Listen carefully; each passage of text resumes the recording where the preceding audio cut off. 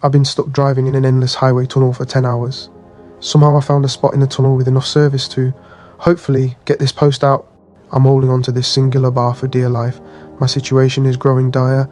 I'm running out of gas, which also means I won't be able to charge my phone.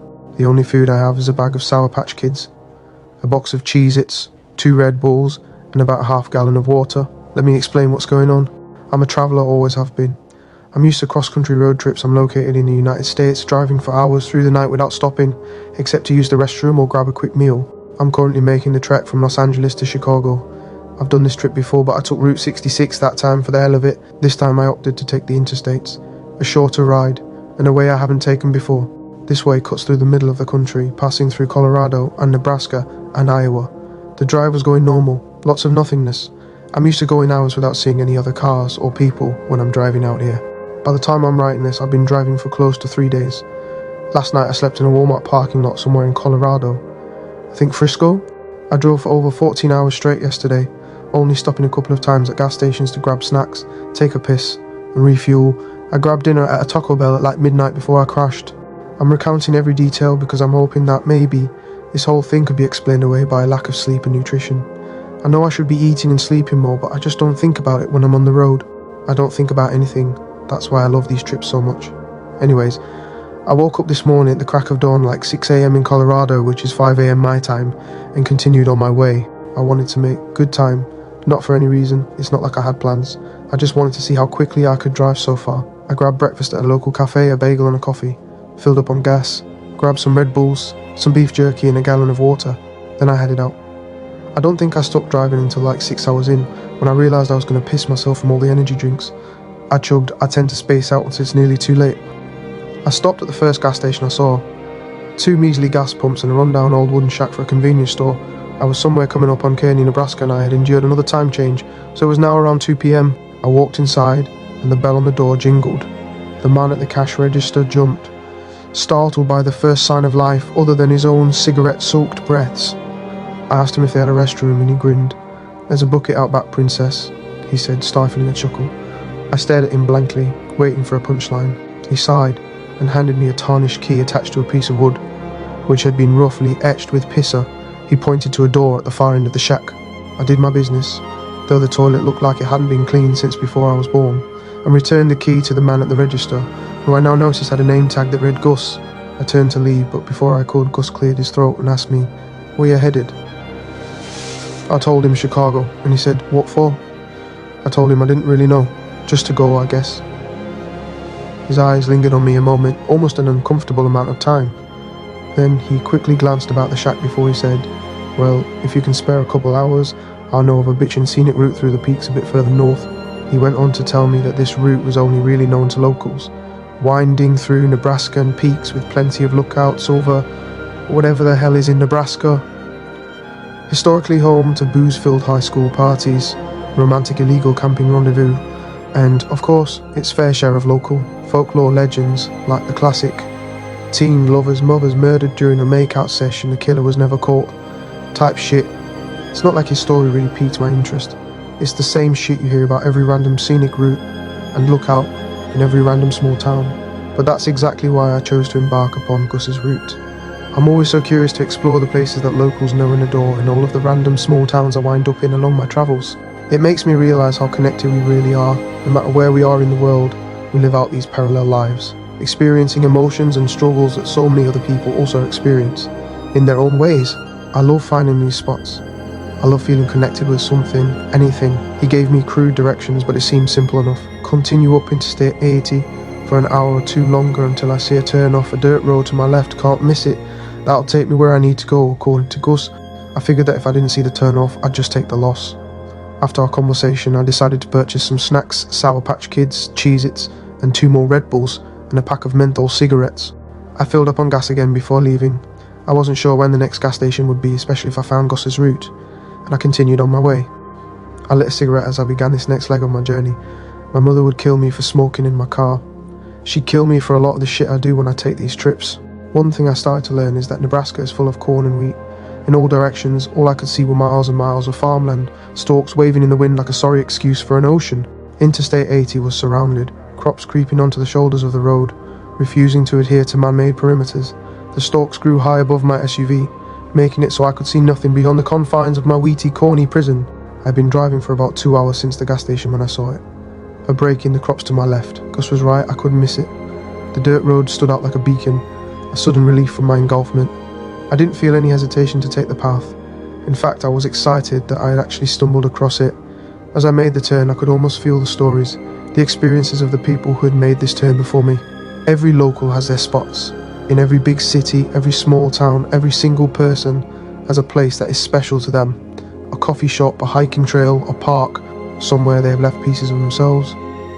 I want to leave pieces of myself everywhere. The dirt road cut through the fields heading north. Far ahead of me I could see a small range of peaks and hills. Nothing compared to California's mountain ranges, but at least it wasn't flat like everywhere else is out here.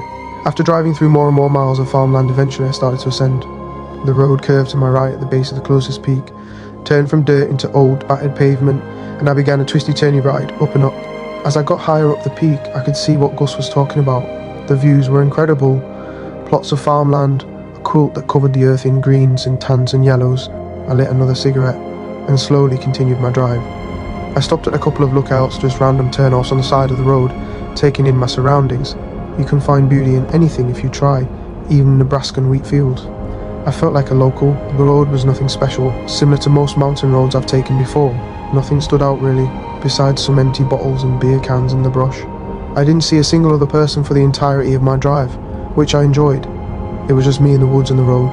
Then I entered the tunnel. I didn't think anything of it. Plenty of mountain roads cut through portions of the mountain itself, causing you to drive through a manufactured hole in the rock.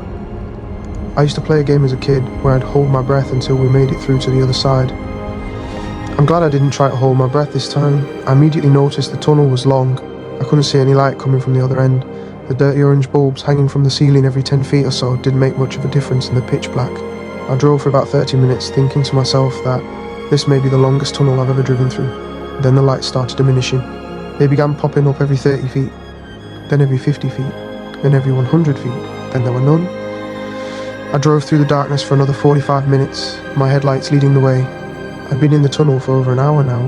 It was close to 8 PM and I didn't see any signs of the exit. I decided to turn around. I didn't like being swallowed by darkness. The rock walls were closing in on me, reigniting my claustrophobic fears that consumed me as a child. I drove for an hour or so back the direction I came. The lights should have started coming back by now, but they didn't. No orange bulbs. I drove for another hour, and another, almost 3 hours driving back the way I came, and I never made it back to the tunnel's entrance. I was never greeted by the warm glow of the dim bulbs. Maybe the lights had gone out. But even then, I should have been out of the tunnel hours ago by now. I started getting worried. I was confused. I had a turned around, hadn't I? I remember taking that 3-point U-turn in the narrow tunnel. I'd been worried my SUV wouldn't even be able to make the turn, and was relieved when it had. I grabbed my phone, but of course no service. And who would I even call? My angry mother, who would just chew me out for listening to a strange man at a gas station in the first place. I have no friends back home. I'm more inclined to spend my time alone. No relationships, besides an ex who wants me dead. I've only had myself for as long as I can remember. I left on this trip without telling anyone I was leaving, let alone where I'd be. Would anyone even notice I was lost? My mind was racing, looking for a solution as I kept driving. Luckily my car is good on gas. I was still at half a tank. I just kept going. What else was I supposed to do? After another 2 hours, I was desperate. My gas wouldn't last forever. It was dwindling fast. When my car gave out, I wouldn't be able to charge my phone either. My only distraction from the void enveloping me was my downloaded Spotify playlists. I needed that to survive. I needed that so I didn't go crazy in here. Out of nowhere, while I was fiddling with my music, I saw a beacon of hope. One single bar, it popped up for a split second. I slammed on my brakes and reversed until I got to the sweet spot. At this point, I didn't care if my mother screamed at me so loud it damaged my phone's speaker. I needed to tell someone what was happening to me. I hovered over her contact for a few seconds before I sighed and clicked call. It didn't even ring, just a horrific beeping that signified no service. I rested my forehead on the steering wheel, tears starting to well. I wasn't going to get stuck out here. I couldn't. My brain wouldn't even consider that an option. I grabbed my phone and got out of the car. An eerie whistling from the wind blowing through the tunnel filled my ears. I climbed on top of my car. Maybe if I stood up here I could get a call out. It didn't work. The same disheartening beeping rang out over and over, and I groaned. I could feel the anxiety building, my heart pounding against my chest. Then, I heard something. It was faint at first, like someone trying to stifle a cough. I thought I imagined it. I stood there, listening. Then it happened again, louder. It sounded like a playful shout, like maybe a teenager exploring the tunnel, hooting and hollering with their friends. This is what my mind latched onto. Another sign of life meant I could get out of here. I shouted back, "Hey!" It echoed, bouncing off the cold rock walls, repeating over and over. Then it was uncannily quiet. The wind's whistling stopped and everything went still. All I could hear were my own panicked breaths. Then footsteps, hundreds of them, running, thumping footsteps, coming from both directions. It shook the ground and made my car wobble. Pebbles tumbled off the walls.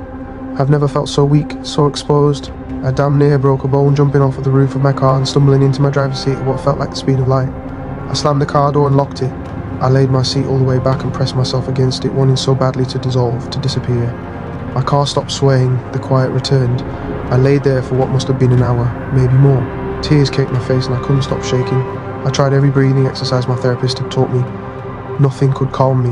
What the actual fuck was that? I haven't moved. I'm still laying in my driver's seat, typing this. It's almost 4 a.m. I've been in this tunnel for almost 10 hours. I thought that maybe if I sat down and wrote out everything that's happened so far, it would help me understand. I still don't understand, but it is helping me to settle down. It's grounding me in my reality. Can someone please figure out where I am? Can someone tell me what's happening? How does a tunnel suddenly extend by miles? Did Gus know about this? Is that why he sent me here? I'm paranoid. What do I do from here? I don't want to get out of my car again. What if they find me? Why did they stop running to me? Did I imagine it in my hungry, exhausted state? I don't think continuing to drive is a good option, but it's really the only option. Eventually my gas is going to run out. Eventually my phone is going to die for good. Eventually I will starve or die of dehydration. I'm conserving the little food and drink I have as much as I can. I'm freaking out. I'm so thankful I bought these cigarettes. If anyone has any idea how I can get out of this, please tell me. I'll try anything. If anything else happens in here, I'll keep you updated. I pray to God this post